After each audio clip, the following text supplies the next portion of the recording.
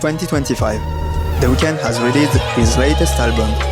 The Sony RX1 has finally been updated after 10 years, just like the Ricoh GR4, and the Fujifilm X100 series remains as expensive as ever on the second-hand market.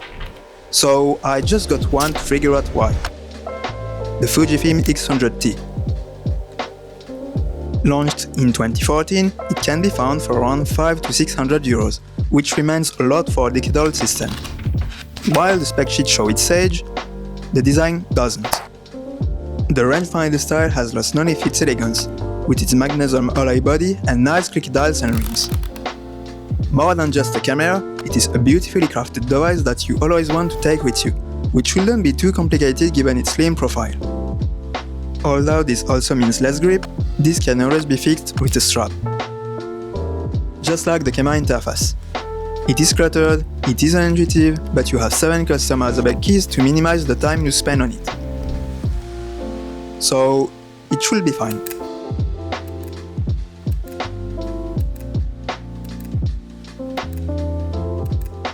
The 35mm is a relevant choice for a fixed-lens system. Wide enough for landscapes, narrow enough to specifically frame a subject, this lens delivers remarkable results, with plenty of details even at high ISO.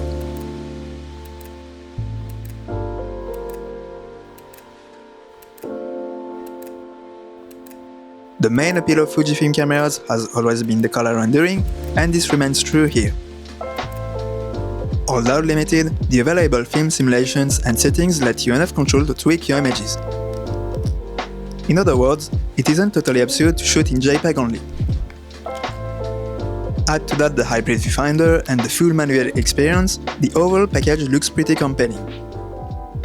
But the shooting experience isn't.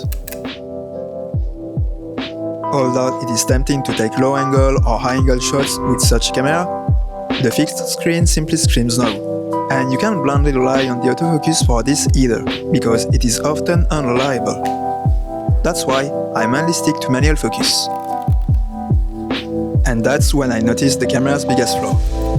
A ridiculously short focusing distance when shooting at low apertures, meaning that you can't blur the foreground while focusing on a distant subject, or simply capture the same subject in low light. In the end, using this camera feels like holding a rose by its thorns, something I hold on to despite the constraints, something I will not recommend to everyone.